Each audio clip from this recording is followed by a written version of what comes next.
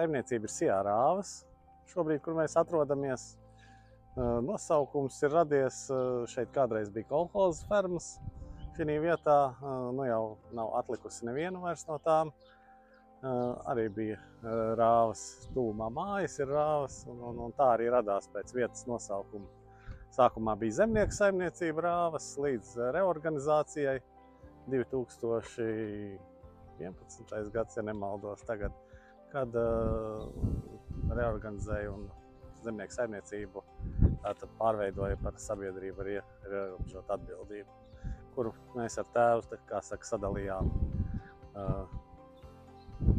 akcijas. Akcijas, ne akcijas, bet jā, pamatkapitāla daļas, teiksim tā. Un pašas Rāvas radušās 1996. gadā. Iesākām šeit saimniekot ar, neatceros, ne jau vairs kaut kādām pārdesmit govīm. Toreiz bija kolhoza likvidēšanās laiks, tad pirkām teļus, audzējām lopu skaitu, un tad to vienu fermu piepildījām, kas šeit bija. Un tā mēs līdz 2007. gadam tur bija, kā saka, saimniekojām, bija apmēram 120 slaucamās govis.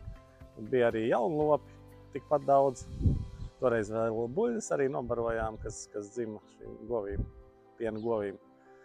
Nu, un tad, jā, tajā līdz 2007. gadam, un tad, kā saka, tā ferma jau tā bija veci nolietojusies, un tajā brīdī jau prasījās tad vai nu mest mieru lopkopības nozarei, vai nu būvēt un sākt kaut ko jaunu un modernizēt, kur vairāk būtu, teiksim, viss būtu mehanizēts un mazāk būtu roka darba.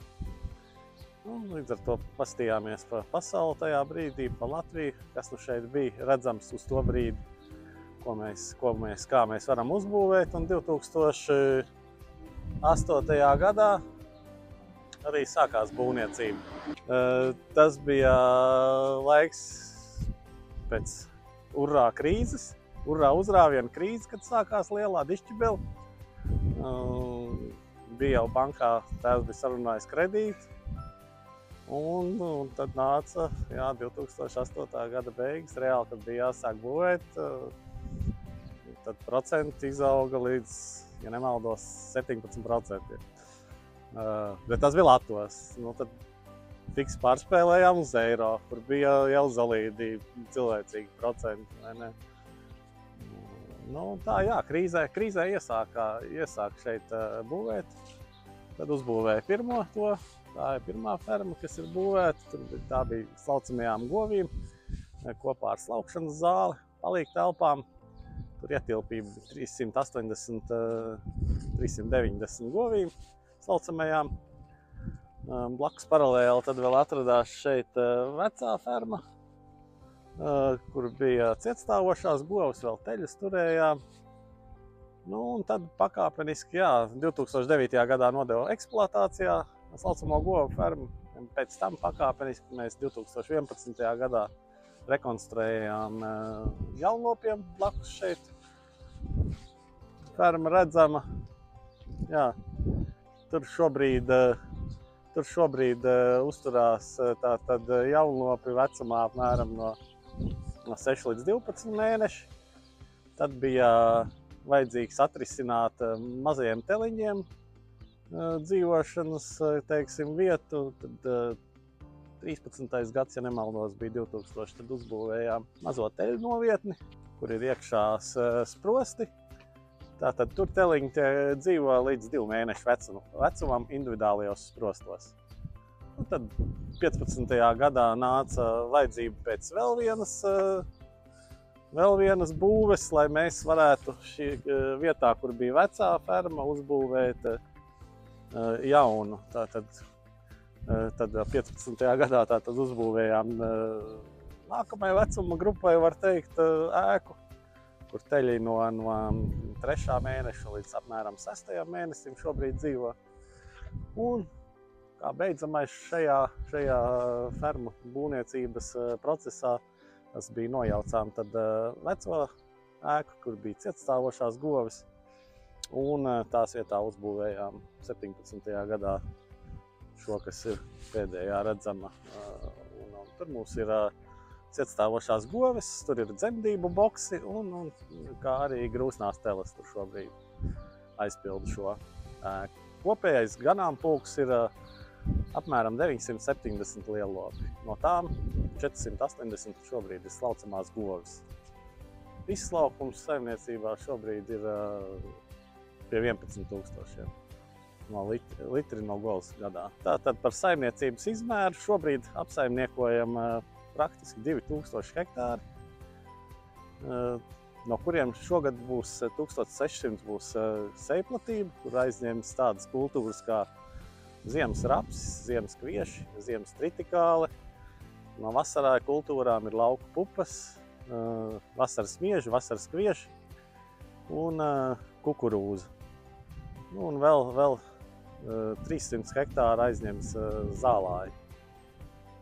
Zālāji, kukurūza, tas mums iet, un arī pupas. Un tas mums iet lobarības ražošanai, pašu vajadzībām saimniecībā to patērējam. Un no graudaugu platībām apmēram tie ir 100 hektāri, kas mums nodrošina spēkbarību mūsu ganāmpulkam. Pārējie graudaugi un graudi un rapsis tiek pārdoti, realizēti. Esam kooperatīvās sabiedrības Latraps biedri. Piens savukārt tiek realizēts caur mums daļai piederošu uzņēmumu Sijā piena partneri. Šogad arī par cik ir ne tikai lauksaimniecības zemes, bet arī mežs, un arī tas ir jāapsaimnieko. Tad, tas jau var teikt, pagājušo gadu iestājos kooperatīvajā sabiedrībā mežsaimnieks, un šobrīd meža apsaimniekošanu, kā saka, veicam sadarbībā ar kooperatīvo sabiedrību mežsaimnieks. Nav bijis nekad sākotnēji kaut kāds uzstādījums vai mērķis pēc kaut kādiem cipariem, ja godīgi saka, ja. Tad patiesībā mēs esam sākuši strādāt, vienkārši mācējām un gribējām nodarboties ar lauksaimniecību, un tāpēc mēs arī to darām. Šie visi cipari, gan ganāmpulki, gan hektāri, tie ir auguši un nākuši klāt loģisku iemeslu dēļ. Galvenokārt tā ir ekonomiskā loģika. Tātad izdzīvošanas jautājums, konkurētspējas jautājums. Un tāds ilgstošāks mērķis ir vienkārši būt konkurētspējīgiem, lai pastāvētu šajā tirgū. Tas ir tāds mērķis, bet savādāk nav tādu mērķi, ka vajadzētu sasniegt konkrētus ciparus vai izslaukuma ziņā, vai ražības ziņā, vai hektāru ziņā, vai tonu ziņā kaut kādu saražoto. Tāda nav. Viss ir jāskatās. Ir jāskatās tā, lai būtu pasākums, protams, lai būtu rentabls. Un lai pašam un lai darbiniekiem, teiksim, būtu patīkami strādāt un labi. Ir jābūt arī attiecīgi tādam mehanizācijas līmenim. Nevar visu laiku, teiksim, dzīvot pēc vecajām un strādāt pēc vecajām metodēm. Ir jāiet līdzi dzīvei, jāiet līdzi tehnoloģijām. Tad arī, teiksim, tad ir patīkami strādāt, ja tu attīsties, ja tu gan tehnoloģiju ziņā, gan esi, teiksim, ilgspējīgs šobrīd varētu teikt, vai vienkārši stabils, ja jūt stabilitāti, tad teiksim, to cilvēku novērtē. Tā kā tā.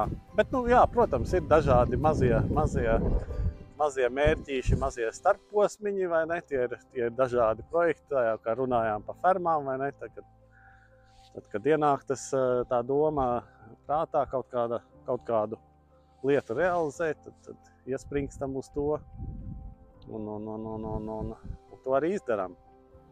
Un šobrīd viens no tādiem posmiem kas sakarā ar to, ka mēs esam ļoti daudz naudas ieguldījuši fermu būvniecībā, bija atlikts uz gadiem.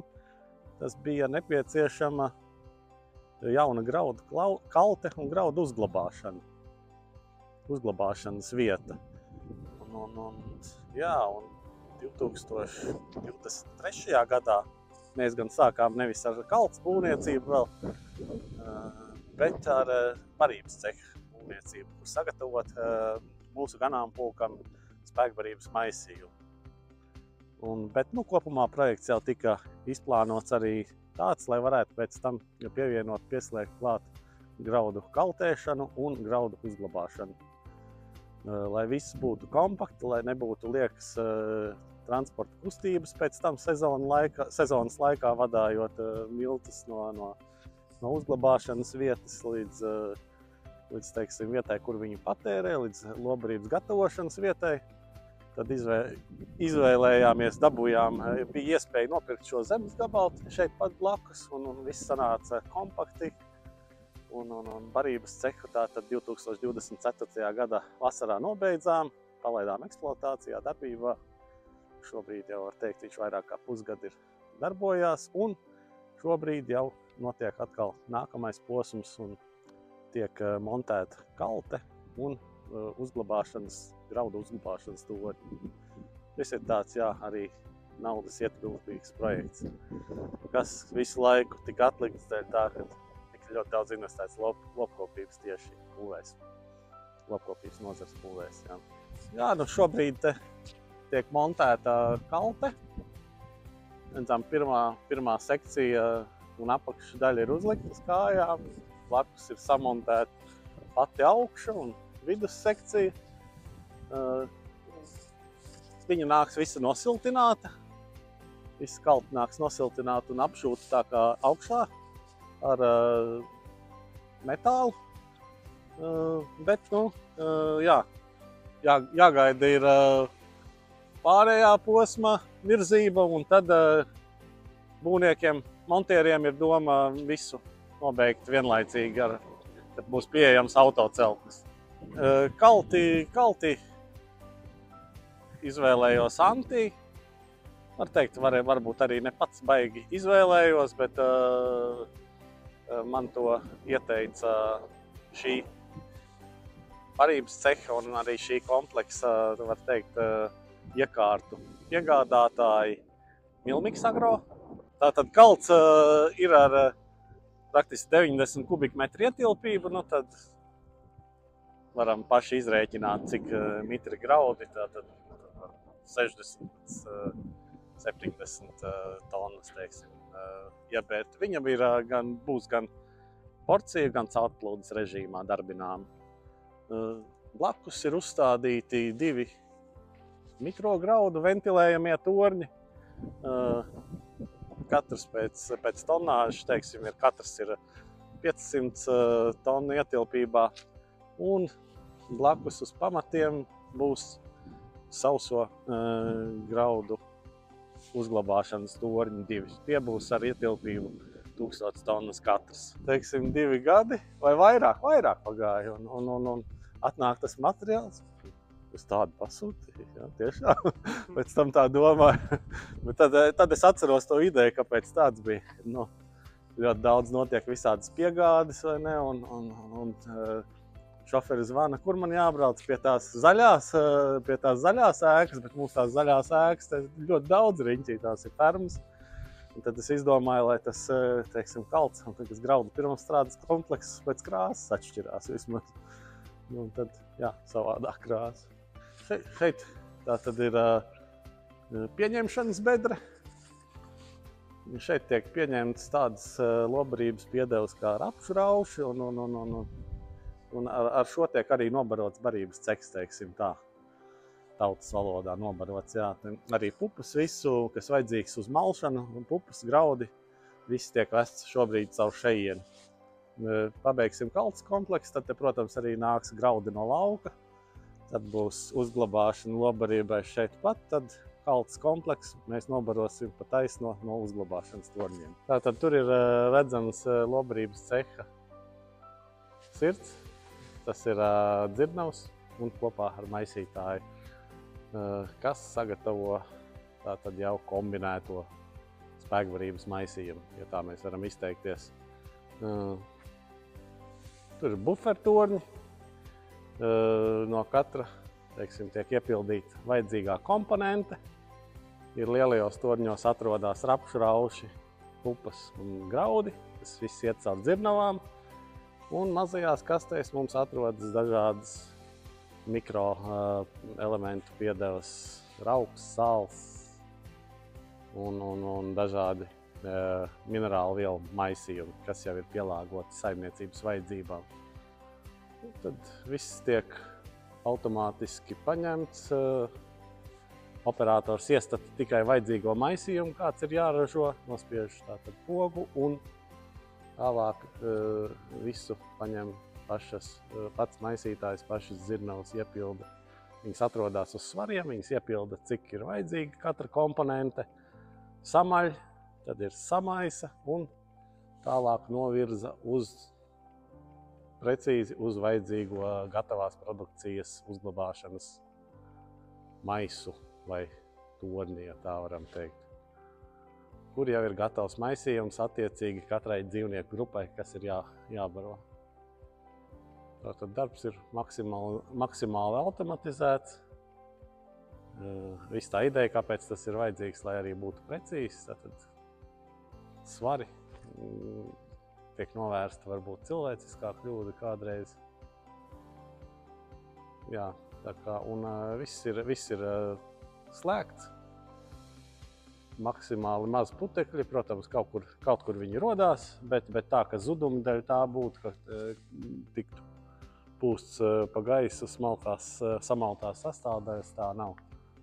Viss ir, kā saka, atbilstoši gan saražots, gan uzglabāts. Vienmēr ir svaiga, var teikt, sagatavotā barība un gatava lietošanai. Un skapjos atrodas vadība.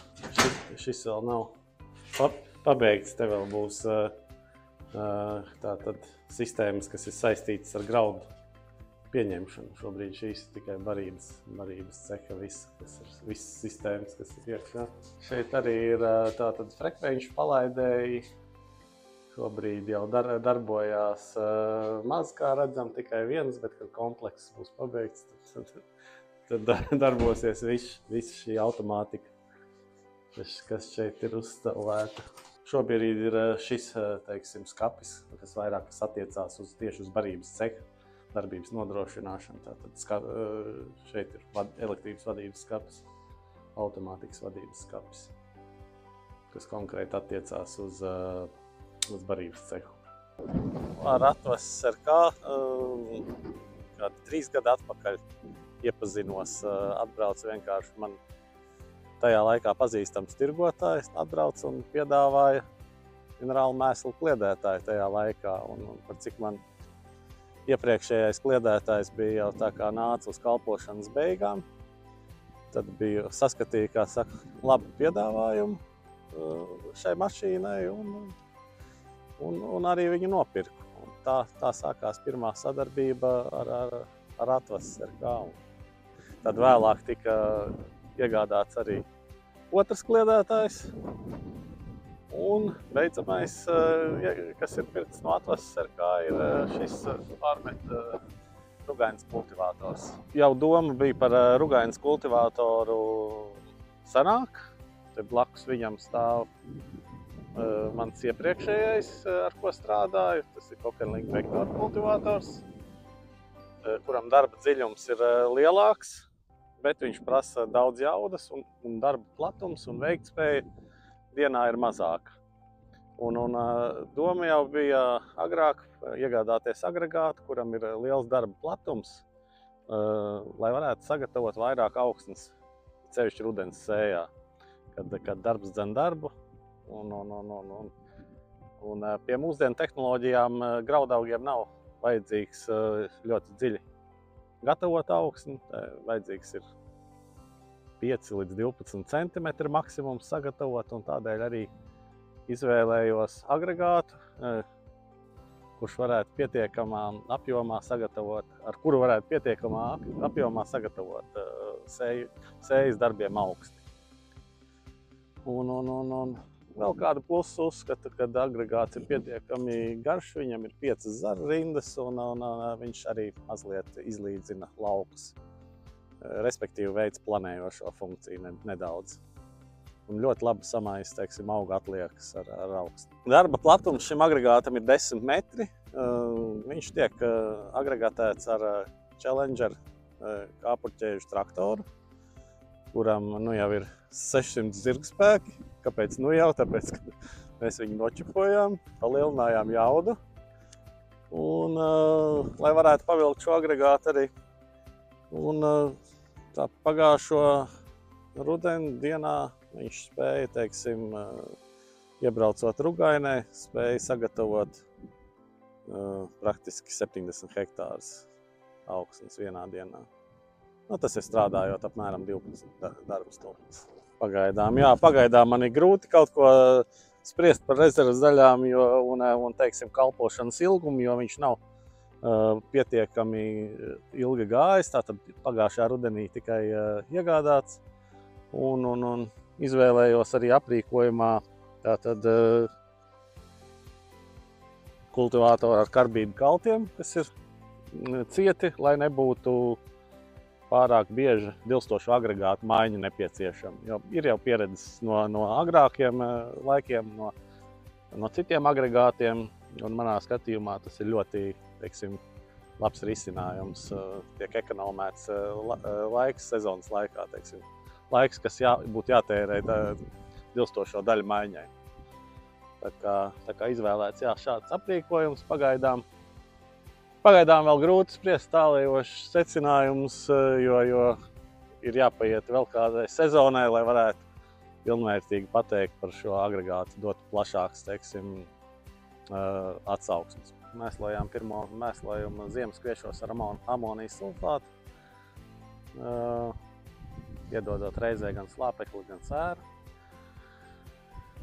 Un, mēs šobrīd strādājam ar 30 metru darba platumu, ko kliedētāji arī ļoti veiksmīgi var izpildīt. Protams, ka viņi ir iespējams arī strādāt platāk vai šaurāku tehnoloģisko sliedi, bet šobrīd šāds ir saimniecības, teiksim, miglotāju operējamais platums, ar ko mēs strādājam. Šeit mēs esam uz ziemas kviešu lauka. Šis konkrētais lauks tika sēts pašās septembra beigās jau sanāca. Šķirnes šeit ir asarī mums, un tobrīd jau sējām 500 sēklas uz kvadrātmetru, par cik bija salīdzinoši vēls. Bet šī šķirne man ir 2. gadu. Viņa izskatās, ka ļoti strauji attīstās rudenī tieši. Labi ir dīkšanas un augšanas enerģija rudenī. Tā kā, šogad mazliet mocīja, neteiksim, kad visa gada garumā, bet, teiksim, februāra beigās ļoti negatīvi mums ietekmēja kailsals, kas bija. Tās bija 2 nedēļas. Pirmā nedēļa bija apmēram 10 līdz 15 grādi bez sniega, otrā nedēļa bija 15 grādi katru rītu mīnusā ar nelielu sniedziņu. Vai ne? Līdz ar to šeit var redzēt, ka ir ziemāju lapām gali cietuši, bet ir lauki, kas ir agrāk bijuši sēti, kuri ir arī izretināti, diemžēl. Šobrīd varētu teikt, ka tā izretināšanas pakāpe varbūt nav tik liela un pārsēt nenāksies, bet ražu, teiksim, arī maksimālo iegūt nevarēsim uz tādas, varbūt kā rudenī bijām plānojuši un tādu, kā izskatījās rudenī pēc sadīkšanas. Vēl šis, teiksim, ziemas periods raksturojās ar to, ka viņš no rudens, kā saka, bija jau ļoti silts. Ziemošanas periods, janvārī bija ļoti lielas lietavas, vietām sakrājās ūdens uz laukiem zemākajās vietās, kas nenofiltrējās gandrīz mēnesi. Līdz ar to arī daži vieti ir ieplakās, ir cietuši un izratojušies vai pat izkrituši ziemā. Līdz ar to, jā, var teikt, ka 2 iepriekšējie gadi augkopībā ir bijuši viduvēji. Šobrīd, kā saka, visu darījām pagājušajā rudenī, lai būtu kāds atspēriena gads arī, bet daba cilvēks domā un daba regulē pa savam. Atliek vien pielāgoties. Protams, vēl pāragri kaut ko spriest par to, kādas būs ražas rudenī, bet to jau mums kombains rādīs. Ja par augsnes apstrādi, tad jau kādus 15 gadus strādāju ar minimālo augsnes apstrādi, vai pareizāk varbūt būtu teikt bez apdēršanas. Tātad ar ko neteiksim, ka esmu pavisam paslēpis un pārdevis lūžņos, bet katrā gadījumā tiek strādāts tikai kādi 5% no kopējās platības. Galvenokārt tas ir, lai atjaunotu zālāju, tātad zālāju aparšana un pakaišu kūtsmēslu iāršanai. Pārējās platības tiek apstrādātas ar rugainas kultivatoriem vai diskiem. Kāpēc tāda tehnoloģija? Tāpēc, kad šeit ir salīdzinoši, vispār mums ir mainīgas augsnes, bet vidēji viņas arī ir vietām diezgan smagas mālainas. Mālā ir tāda lieta, kad pēc aršanas sagatavot augsni, sevišķi rudenī, mēdz būt ļoti liela izaicinājuma. Tas ir ļoti grūti izdarāms, lai sagatavotu kvalitatīvu sēklu gultni uzaptā mālā. Tā kā strādājot, teiksim, līdz kaut kādam 2007. 2008. gadam ar klasisko metodi jau bija dažādi panākumi. Bija, kad tas māls sastrādājās gadi, bija, kad tas bija grūti izdarāms, līdz ar to arī pēc tam sējuma stāvoklis un rezultāti bija dažādi. Un tad nolēmām pāriet, par cik nāca iekšā rugainas kultivatori, šīs jaunās tehnoloģijas, tad nolēmām pāriet uz augsnes apstrādi ar rugainas kultivatoriem vairāk. Kas, teiksim, atvieglo sēklu gultnes sagatavošanu. Pirmkārt jau nav arī vajadzīgas tādas jaudas, tik daudz operāciju skaits nav jāveic uz lauka. Ja ir labs priekšaugs, kā rapsis vai lauku pupas, tad sējot ziemājas, dažreiz varam iztikt ar vienu gājienu. Tie varētu būt diski vislabāk. Ja ir jāsēj, teiksim, atkārtotie sējumi, tad es izvēlos noteikti rugainas kultivatoru vismaz vienreiz, vai arī, un pēc tam kompaktoru vai diskus. Arī, teiksim, ja raps laicīgi nokuļ, tad, lai izprovocētu gan izbirušā rapšu sēklu dīgšanu, gan nezāļu sēklu sadīgšanu, tad arī dažreiz ir tāda tehnoloģija, kad uzirdinam lauku vienreiz ar kultivatoru, tad ļaujam visam sadīgt, tad apsmidzinām ar glifosātiem un pēc tam jau pirms sējas veicam pēdējo apstrādi vai kompaktors, vai diski, vai kultivators. Tādā veidā. Rapsi gan mēs sējam ar striptilu tehnoloģiju, tā ka neapstrādājot lauku vispār. Rapsim ir speciāla sējmašīna, tātad Horš Focus izmantojam par labībām. Grūti spriest, cik ilgi un kā tas mainīsies uz priekšu. Ir dažādi jautājumi, dažādas problēmas, parādās, teiksim, dažādas viendīglapi nezāles, tāpat arī mūžīgais jautājums par glifosātu izmantošanu, kad katru gadu viņu lietošana tikai pagarināta un pagarināta. Ilgtermiņa šobrīd, Eiropā šobrīd ilgtermiņa lietošana, jāsaka, nav iedota atļauja. Katru gadu tiek pagarināta. Ja glifosāts mēs izslēdzam, tad arī minimālo augsnes tehnoloģiju vai arī striptilu tehnoloģiju vai nedot Dievs tiešās sējas tehnoloģiju mēs varam aizmirst. Tā kā, kā notiksies nākotnē ir grūti paredzēt, bet es ceru, ka, protams, saprāts un spēja salikt kopējos plusus un mīnusus ņems virsroku.